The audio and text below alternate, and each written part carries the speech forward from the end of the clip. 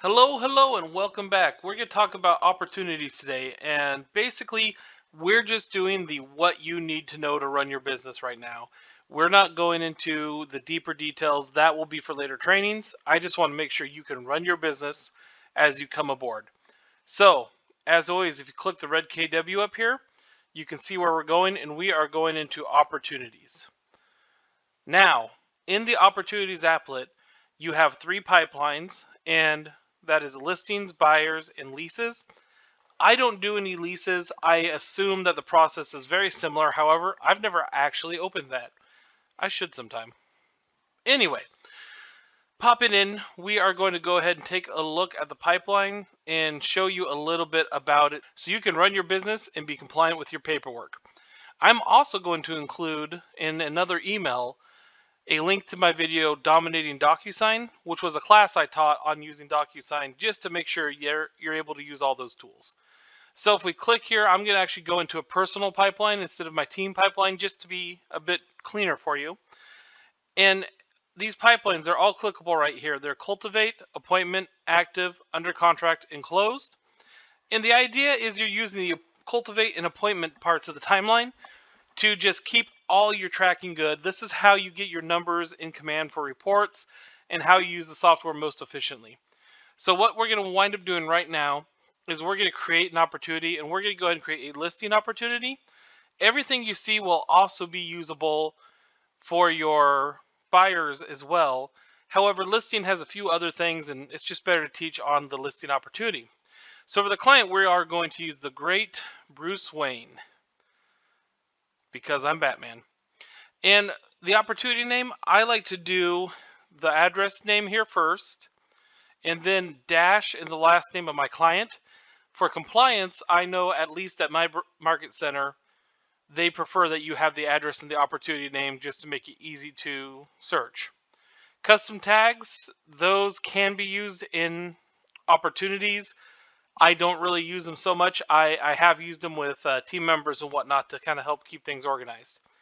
Estimated close date, just what it sounds, is not required, but if you can estimate when the date's going to close, more data.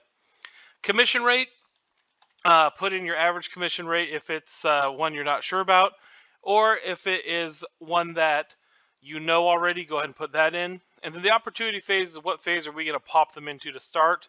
It will let you do any of the first three, the cultivate, appointment, or active. Let's put them in cultivate for now. And then the stage, so this is not what you will see with every one. I set up the new lead, cold, and hot. However, they do have defaults in there, and let's talk about those. So I'm going to hit create, and we're going to create the opportunity. We can come in here and we can put in the property. We have a seller worksheet here, all sorts of great stuff to be worried about later. And for now, I'm just going to click here to take us back out to this pipeline. So we are under the cultivate bucket now. And you see there's new lead, cold, and hot. These are called stages under the cultivate here, the cultivate phase. And we can literally click and drag this guy to multiple stages to take him around as the opportunity moves through the pipeline, moves through the stages of listing, right? So what are we going to do here? Let's go ahead and click up here. It says edit stages. And you see these are the three stages I have. I can actually add whatever stage I would like. So if I click add stage here, we can call it Batcave. And obviously you're not going to call stage Batcave in a real estate bit, but you know, I'm teaching, so I'm going to have fun. Let's say it has a 2% chance to close while it's in here. And the beautiful thing that you can add is checklists. So you click add item. And the checklists are really cool. It's what you need to have happen in that stage while you're working on that contact. So in this stage, you could wake up. Let's do another item. You can be awesome. And you can do it again. So there we go. We got those three stages. We got it created, and we're going to hit save. You see here that it was added right here that you can use. So we can go back to the cultivate and the listings, and it was added right here.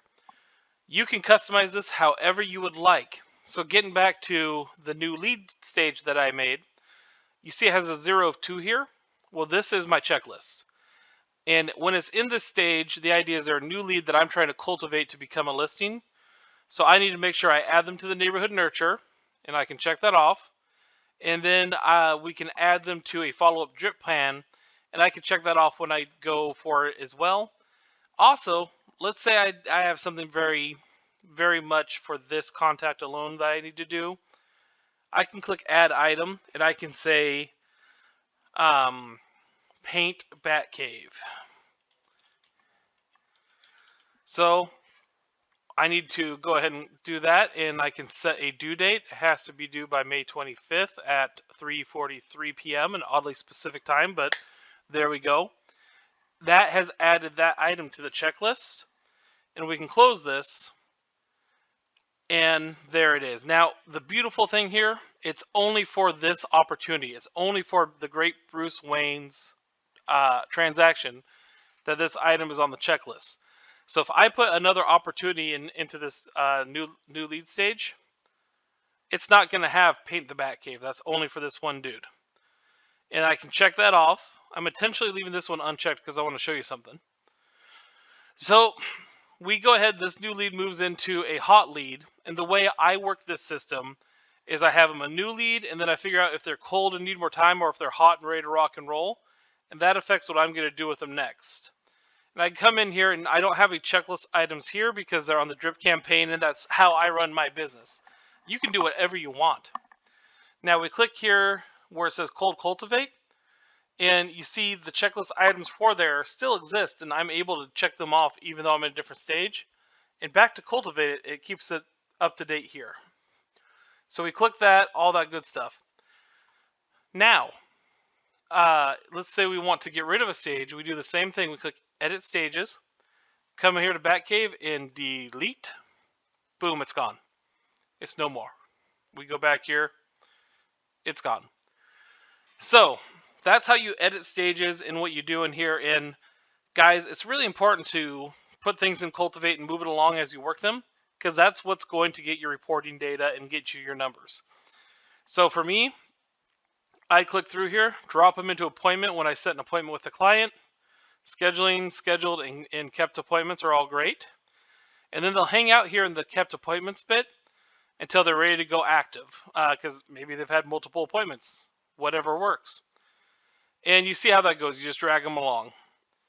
Now, we get to active. We're starting to have more things happen. We're starting to really rock and roll on their transaction and how to help them out. So over here, we're going to have documents at this time. So we're going to go ahead and we're going to click 123 Main Street. And you see we go in here and we can select our documents.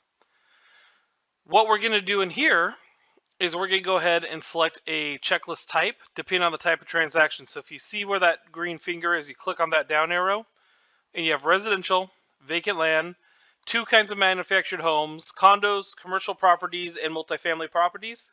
Those are all different checklists. Depending on the type of transaction you're doing, it has different documents that are required and all of that great stuff. So if we click here in residential, it's going to bring up our checklist types here. And it's going to show what are we required to have both as listing paperwork and then when the property sells under contract paperwork. And I'm going to go ahead and leave that there for the next video, which is going to be Dominating DocuSign, which is actually a video of a class that I taught, but it went really well, and I thought, hey, let's go ahead and not reinvent the wheel here. So we'll leave you there. That's how you get to the basics in opportunities in order to go ahead and get to your documents and be able to upload them and rock and roll on your compliance while you are running your business. If you have any questions, reach out to me. I'm here to help as your Market Center Tech Trainer. And by the way, check out the Bite of the Command Facebook group and join that community. Ask questions and help us out. Hey guys, I hope you have a great day, and once again, welcome aboard.